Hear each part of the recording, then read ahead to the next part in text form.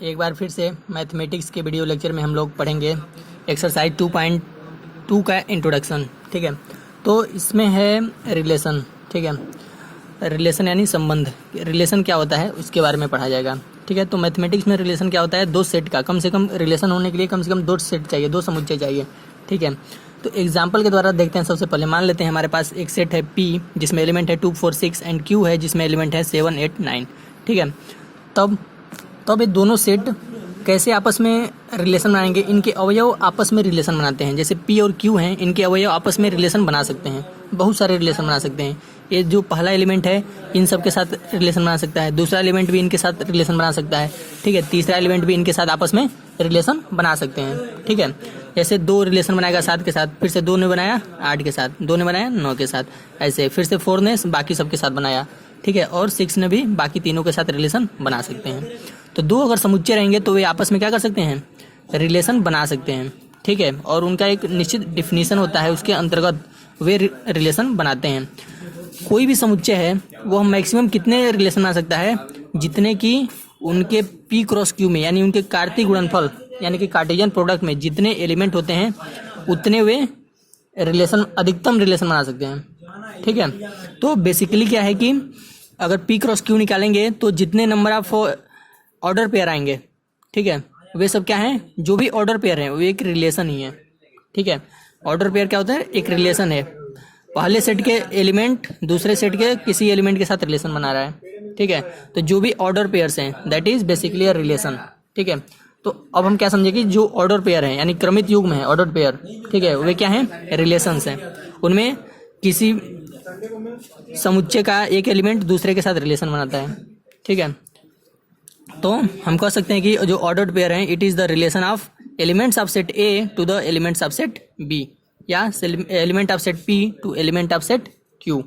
ठीक है, जो ऑर्डर्ड पेयर हैं वे क्या हैं, सेट A के अवयवों का सेट B के साथ क्या है, रिलेशन ही है यानी संबंध है। ठीक है, अभी एक एग्जांपल के द्वारा इसको और डीपली समझते हैं। मान लेते हैं हमारे पास 2 सेट है A और B। A में एलिमेंट है 5, 6, 7, B में एलिमेंट है 8, 9, 10। ठीक है, अब इसका अगर रिलेशन मानिए कोई हम इसका एक रिलेशन ले रहे हैं R1।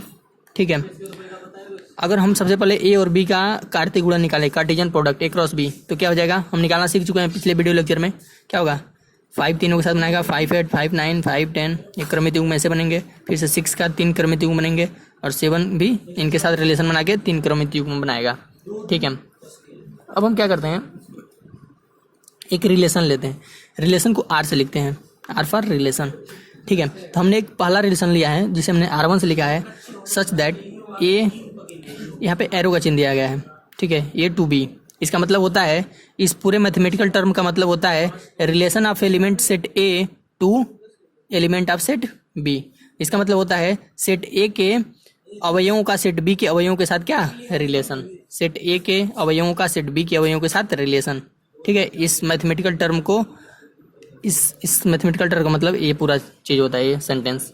ठीक है, मतलब सेट A के अवयवों का सेट B के अवयवों के साथ रिलेशन यानी कि संबंध। ठीक है, तो अगर रिलेशन हमारा दिया हो ऐसे कुछ x y such that x का वाई का जो मान है ग्रेटर देन एक्स से, और फॉर ऑल या वेयर, इसका मतलब वेयर भी होता है, वेयर जहाँ एक्स A का एलिमेंट है और वाई क्या है, B का एलिमेंट है।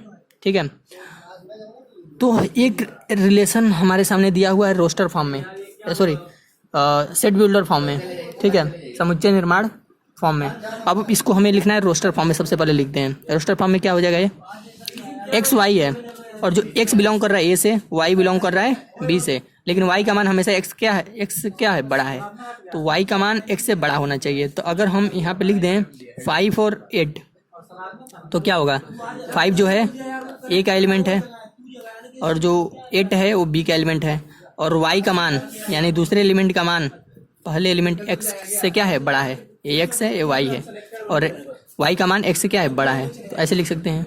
ठीक है, फिर से हम क्या लिख सकते हैं, 5, 9 भी लिख सकते हैं, 5, 9, फिर से 5, 10 भी लिख सकते हैं, जहाँ की 5 छोटा है और 10 बड़ा है, y बड़ा है और 5 क्या है, छोटा है। इसी प्रकार से क्या लिख सकते हैं, 6, 8, 6, 9, 6, 10 लिख सकते हैं। ठीक है, फिर से 7, 8, क्योंकि 7 छोटा है 8 बड़ा है, y वाला बड़ा होना चाहिए सेकेंड एलिमेंट, ठीक है। 7 इसी प्रकार से क्या लिख सकते हैं, 7 8 7 9 और 7 10, 7 8 7 9 7 10, ठीक है। ये जो रिलेशन हमने लिखा है यह इस सेट बिल्डर फॉर्म में जो चीज़ दिया है इसको सेटिस्फाई कर रहे हैं, ठीक है। y का मान यहाँ पे y यानी दूसरे एलिमेंट का मान पहले एलिमेंट x के मान से क्या हमेशा बड़ा है, ठीक है। ऐसा कुछ लिख सकते हैं, ठीक है। तो एक रिलेशन हमने ऐसे लिख दिया, ठीक है। तो ऐसे रिलेशन लिखा जाता है। मान लीजिए एक दूसरा रिलेशन दिया है R2 सच दैट ए का रिलेशन है b के साथ, ठीक है। इस पूरे टर्म का मतलब क्या हुआ, relation of element of set A to set element of set B. Set A का रिलेशन सेट ए के अवयवों का सेट बी के अवयवों के साथ रिलेशन यानी संबंध। यह कैसे दिया है, ये दिया है एक्स वाई एक क्रमित युग्म, ऐसा कुछ होना चाहिए कि एक्स का जो मान है वाई से क्या होना चाहिए, 3 कम होना चाहिए, x equal to y minus 3, जहाँ एक्स जो है ए का एलिमेंट है और वाई क्या है बी का एलिमेंट है। तो R2 क्या हो जाएगा हमारा, यही है हमारा ए और बी कहाँ है 5 6 7 और 8 9 10 एलिमेंट, ठीक है। वाई का मान एक्स का मान छोटा होना चाहिए वाई से 3, अगर यहाँ पे 5 लिखेंगे तो यहाँ पे क्या लिखना पड़ेगा 8, ठीक है। एक्स का 5 लेंगे तो यहाँ 8 लिखना पड़ेगा क्योंकि तभी 3 कम होगा।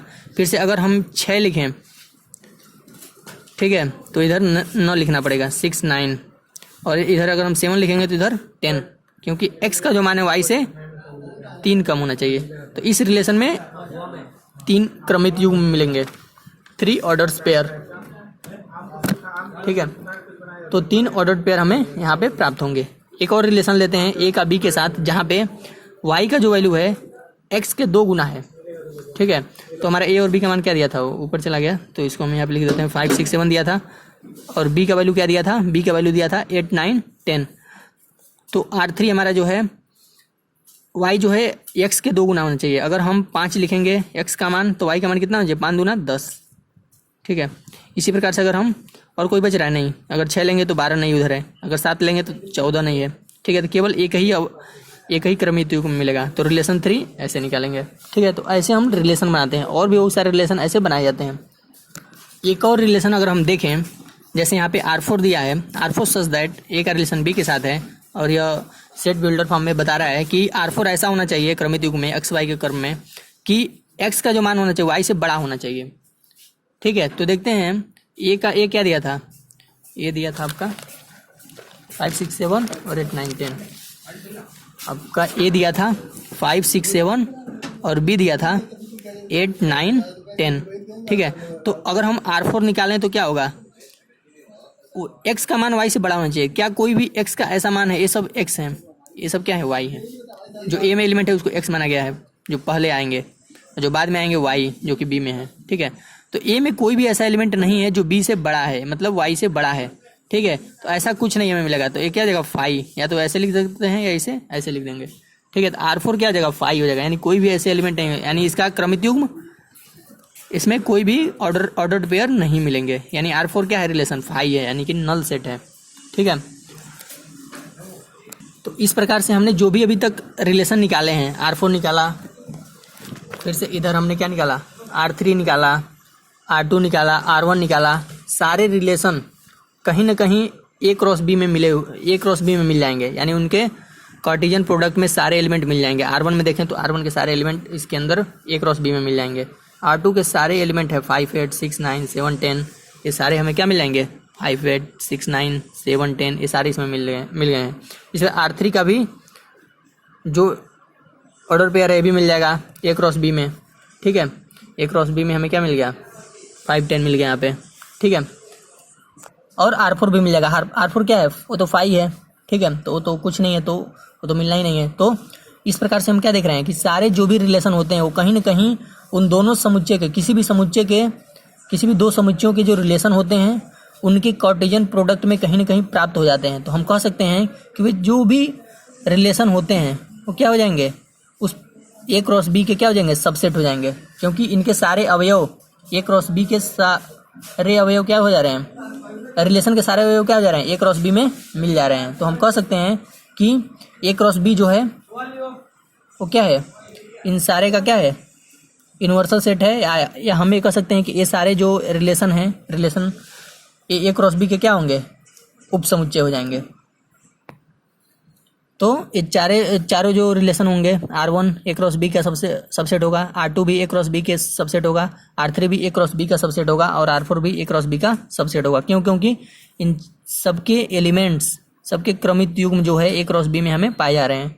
ठीक है, और जो A क्रॉस बी है वो जो कार्टेशियन प्रोडक्ट है A और B का, उसे A क्रॉस बी कहते हैं। और A इस चीज़ को बताता है कि उसके मैक्सिमम कितने रिलेशन वो दोनों समुच्चय मिलकर बना सकते हैं। ठीक है, किसी भी दो समुच्चयों के जो रिलेशनशिप होते हैं उनके A क्रॉस बी यानी उनके कार्टेशियन प्रोडक्ट से अधिक नहीं हो सकते हैं। मैक्सिमम जितने एलिमेंट A क्रॉस बी में होते हैं, ठीक है, उतने ही उससे अधिक किसी भी रिलेशन में उनके एलिमेंट्स नहीं हो सकते हैं। ठीक है, अब देखते हैं डिफिनीशन ऑफ रिलेशंस। ठीक है, तो इसका परिभाषा क्या है, इसमें कह रहा है कि the relation R from a non empty set A to non empty set B is the subset of Cartesian product of A and B.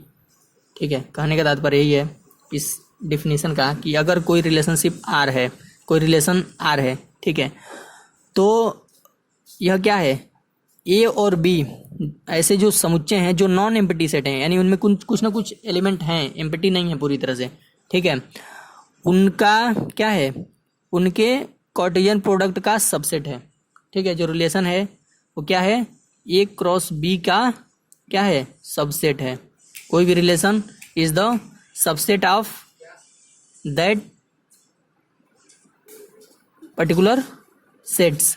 ठीक है, कार्टेशियन प्रोडक्ट का क्या होगा, सबसेट होगा।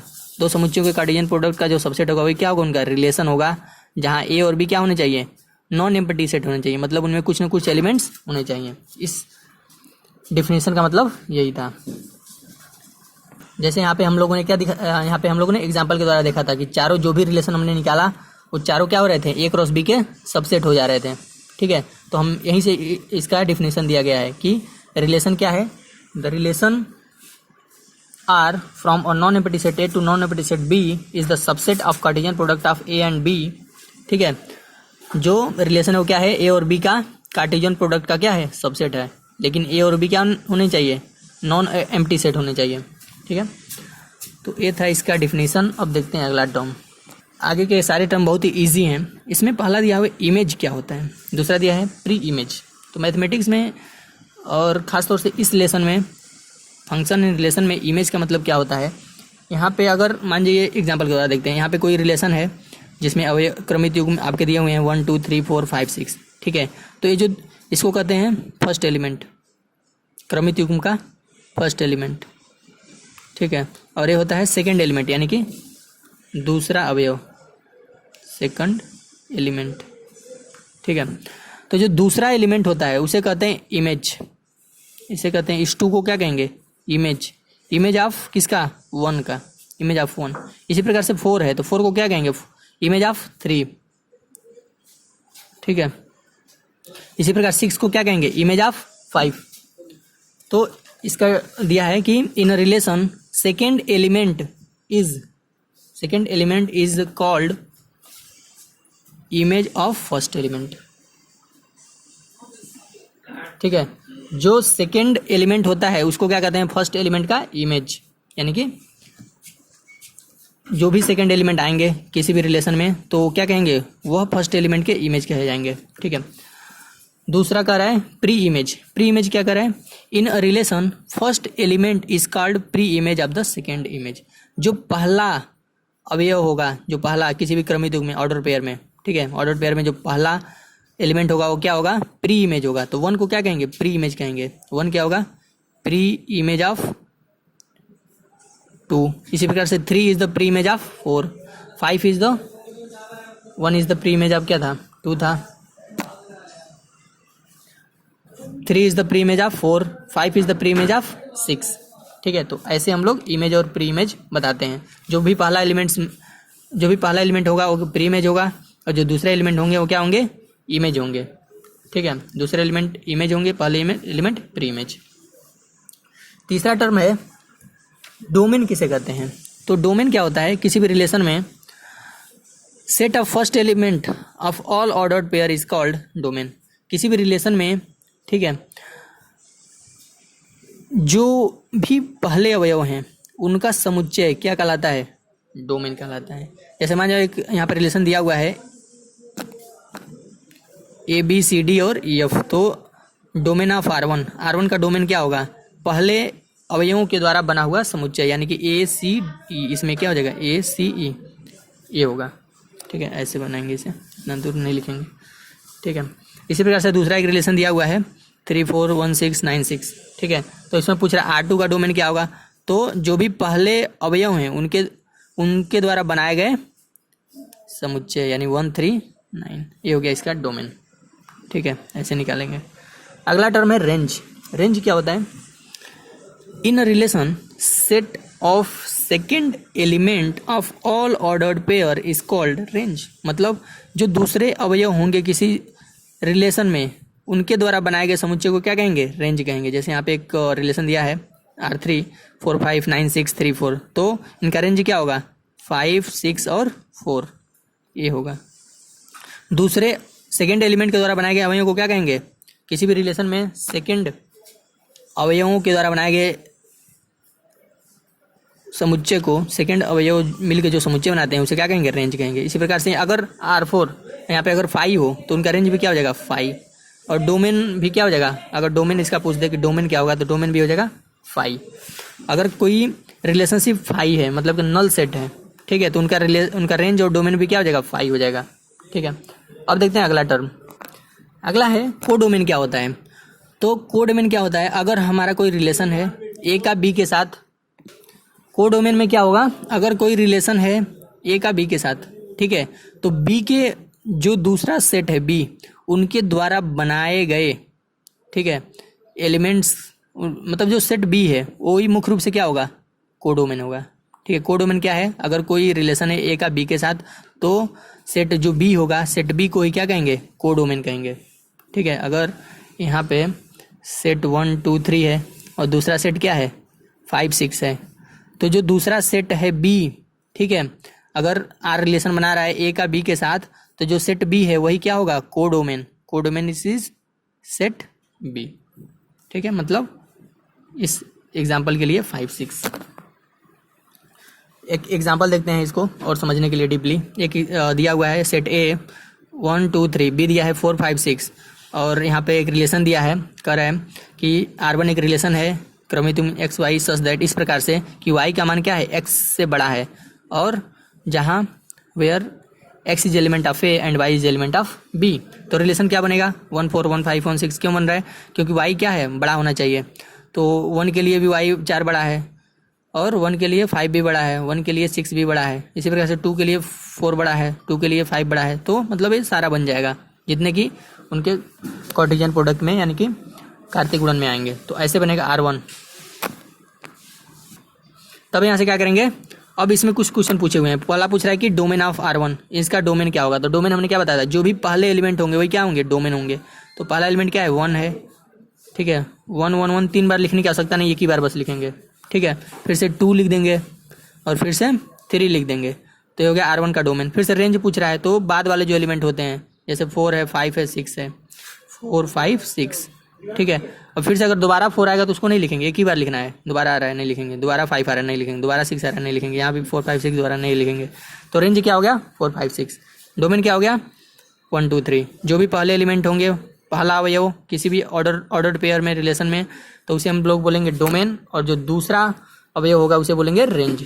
ठीक है, तीसरा होता है कोडोमेन। तो कोडोमेन क्या होता है? कोडोमेन कहते हैं सेट बी को, तो हम डायरेक्ट सेट बी लिख देंगे या सेट बी को ऐसे भी लिख देंगे। कोडोमेन होता है जो सेट बी है, यानी दूसरा जो समुच्चय है इसके साथ रिलेशन ए बना रहा है, पहला समुच्चय दूसरे के साथ रिलेशन बना रहा है, तो दूसरे समुच्चय को ही क्या कहेंगे? कोडोमेन। ठीक है, तो ये चीज़ हमें समझ में आ गया। एक और एग्जांपल देखते हैं। ए इज इक्वल टू दिया है 1 2 3, B is equal to 4 5 6। R2 एक रिलेशन है, इस प्रकार से है एक्स वाई क्रमित युग के रूप में, सच दैट वाई का जो मान है x + 3 है। ठीक है, वाई का मान क्या है? x से 3 अधिक है। मतलब अगर हम यहाँ 1 लेंगे तो इसमें 3 जोड़ेंगे तो 4 आना चाहिए, तो 4 ले लिया। फिर से यहाँ 2 लेंगे तो क्या होना चाहिए? 3 जोड़ेंगे तो क्या हो जाएगा? 5। इसी प्रकार से 3 लेंगे तो 6। तो मतलब R2 ए रिलेशन बनेगा। तो इसका पूछ रहा है डोमेन, तो डोमेन क्या होगा? जो भी पहले अवयव हैं, जैसे 1 2 3। इसी प्रकार से रेंज क्या होगा? जो दूसरे एलिमेंट है 4 5 6। ठीक है। और कोडोमेन क्या होगा, सेट बी। तो सेट बी क्या है, सेट बी है 4 5 6, ऐसे लिख दिया मैंने, ठीक है। एक और एग्जांपल देखते हैं, यही वाला एग्जांपल फिर से दिया है और इसमें एक तीसरा रिलेशन बनाया है कि एक्स वाई इस प्रकार से है कि वाई का मान एक्स प्लस 4 है, ठीक है। मतलब अगर एक्स 1 ले रहे हैं तो वाई का मान क्या है, इसमें 4 जोड़ेंगे यानी 5 होना चाहिए, तो बी में 5 मिल रहा है तो लिख लेंगे। इसी प्रकार से 2 ले रहे हैं तो 2 में 4 जोड़ेंगे तो 6, तो 6 भी मिल रहा है तो इसको भी लिख लेंगे। लेकिन अगर हम 3 में 4 जोड़ेंगे 7, जो कि बी में नहीं है, तो उसके लिए रिलेशन नहीं बनेगा। तो हमारे पास इस रिलेशन में केवल 2 ही क्रमित युग्म होंगे, 1 5 और 2 6। तो अब इसके लिए डोमेन पूछ रहा है कि डोमेन ऑफ R3, R3 का डोमेन क्या होगा, पहले एलिमेंट क्या है 1 और 2। फिर से पूछ रहा है रेंज, रेंज क्या होगा, जो दूसरे एलिमेंट है कौन कौन है 5 और 6, तो इसमें होंगे 5 6, ठीक है। और कोडोमेन क्या होगा, सेट बी, सेट बी क्या है 4 5 6। कोडोमेन हमेशा दूसरा सेट होगा जिसके साथ पहला सेट रिलेशन बना रहा है, ठीक है। तो हो जाएगा आपका 4 5 6, ठीक है। अगर हम पूरे ऊपर से सारे टर्म्स को देखें तो क्या हो रहा है, जो कोडोमेन का मान है वो लगभग रेंज के बराबर है। यहाँ पे कोडोमेन का मान रेंज के बराबर है, या हम ये कह सकते हैं कि कोडोमेन के सारे अवयव रेंज में हैं, ठीक है, या रेंज के सारे अवयव कोडोमेन में है। यहाँ भी रेंज के सारे अवयव कोडोमेन में हैं, ठीक है। यहाँ भी रेंज के दोनों अवयव कोडोमेन में हैं, 5 6 क्या है कोडोमेन में है, मतलब कोडोमेन में रेंज के सारे अवयव मिल जाएंगे। तो क्या हो सकता है, या तो रेंज कोडोमेन के बराबर होगा या तो रेंज कोडोमेन का सबसेट होगा। इस कंडीशन में क्या है, रेंज कोडोमेन का सबसेट है। इन दोनों कंडीशन में क्या था, दोनों आपस में बराबर थे। यहाँ पे कोडोमेन और रेंज, यहाँ पे कोडोमेन और रेंज आपस में क्या थे, बराबर थे इस कंडीशन में। दूसरे कंडीशन में भी आपस में क्या थे, कोडोमेन और रेंज बराबर थे। तीसरे कंडीशन में भी बराबर थे। और चौथे कंडीशन में क्या है, कोडोमेन जो है रेंज का क्या है, मतलब रेंज जो है कोडोमेन का क्या है, सबसेट है, ठीक है। तो range is the subset of codomain, या तो सबसेट होगा या तो बराबर हो सकता है। तो ये इंपॉर्टेंट चीज़ है, इसको ध्यान देना है। अगला टर्म देखते हैं। अगला टर्म कह रहा है कि टोटल नंबर ऑफ रिलेशंस, अगर किसी सेट में, किसी समुच्चय में x एलिमेंट है, number of element in set है, और दूसरे समुच्चय में y एलिमेंट है, तो कह रहा है उनके रिलेशन में कितने एलिमेंट होंगे, अधिकतम कितने हो सकते हैं। तो किसी के भी रिलेशन में अधिकतम कितने हो सकते हैं, तो हो सकता है 2 पे पावर x इंटू वाई, ठीक है। यानी x में जो एलिमेंट है y में जितने एलिमेंट हैं 2 पे पावर के साथ मल्टीप्लिकेशन के बराबर, ठीक है। Total number of relations from set A to set B is equal to कितने नंबर ऑफ रिलेशन होंगे, 2 पे पावर x इंटू वाई, ठीक है। एग्जाम्पल के द्वारा देखते हैं। यहाँ पर दिया हुआ एक सेट 2 3 और दूसरा सेट में एलिमेंट है 4 5 6, और ए में यानी कितने एलिमेंट होंगे 2, बी में कितने एलिमेंट होंगे 3। तो उनके कार्टेशियन प्रोडक्ट में कितने होते हैं हम जानते हैं, 2 इंटू 3 यानी 6 होते हैं, ठीक है। तो कार्टेशियन प्रोडक्ट में जितने एलिमेंट होते हैं, ठीक है, वही तो मैक्सिमम नंबर ऑफ रिलेशन बना सकते हैं, ठीक है। अधिकतम रिलेशन कोई भी सेट कितना बना सकता है, जितना कि उसके कार्टेशियन प्रोडक्ट में एलिमेंट होते हैं।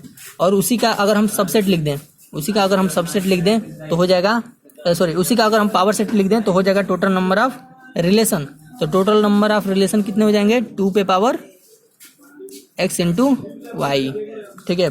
जब हम पावर सेट लिखते थे तो क्या करते थे, जितने उप समुच्चय होते थे उनका 2 पे पावर रिलेशन ले लेते थे, 2 पे पावर x या 2 पे पावर y, जितना भी, मतलब अगर 2 है तो 2 पे पावर क्या ले लेते थे, 2 पावर 2, अगर 5 एलिमेंट है 2 पावर 5 ले लेते थे, ठीक है। तो इसी प्रकार से रिलेशन में क्या करेंगे, टोटल नंबर ऑफ रिलेशन क्या होगा, 2 पे पावर पहले समुच्चय के अवयव इंटू दूसरे समुच्चय के अवयवों की संख्या, यानी 2 पे पावर, यहाँ पे अगर एग्जांपल में देखें तो यहाँ पे 2 हैं और यहाँ पे 3 हैं, तो 2 पे पावर 2 इंटू 3 यानी 2 पे पावर 6 यानी 64, ठीक है। इतने रिलेशन बनेंगे इसमें। इस पे आधारित क्वेश्चन मिलेंगे एक्सरसाइज में, इसको सॉल्व करेंगे। 2 टर्म और छोटे छोटे यहाँ पे हैं जो दिया है, जो इंपॉर्टेंट भी हैं एक तरह से। अगर इसका मतलब क्या हुआ, इसका मतलब हुआ समुच्चय ए बी के साथ क्या कर रहा है, रिलेशन बना रहा है, ठीक है। तो इस चीज़ को हम क्या पढ़ेंगे, relation from A to B, ठीक है। यहाँ पे ए का बी के साथ रिलेशन है, लेकिन अगर कोई समुच्चय ए है और वो ए के साथ ही रिलेशन बना रहा है, मतलब खुद के साथ ही रिलेशन बना रहा है, ठीक है, तो इसको हम क्या पढ़ेंगे रिलेशन ऑन ए। यहाँ पे पढ़ रहे हैं relation from A to B, A से बी की तरफ बन रहा है। यहाँ पे ए टू ए नहीं पढ़ेंगे, यहाँ पढ़ेंगे रिलेशन ऑन ए, यानी ए का ए पर ही रिलेशन है। तो ऐसे अगर टर्म कहीं पे दिया हो रिलेशन ऑन ए, इसका मतलब है समुच्चय ए के साथ ही रिलेशन बना रहा है। ठीक है, तो ये था एक्सरसाइज 2.1 का इंट्रोडक्शन, फार्मूले, डेरिवेशंस। ठीक है, जो भी सारी चीज़ें था इसमें थियरी, ये सब हमने यहाँ पे पढ़ा। अगले वीडियो में हम लोग एक्सरसाइज 2.2 को सॉल्व करेंगे। ठीक है।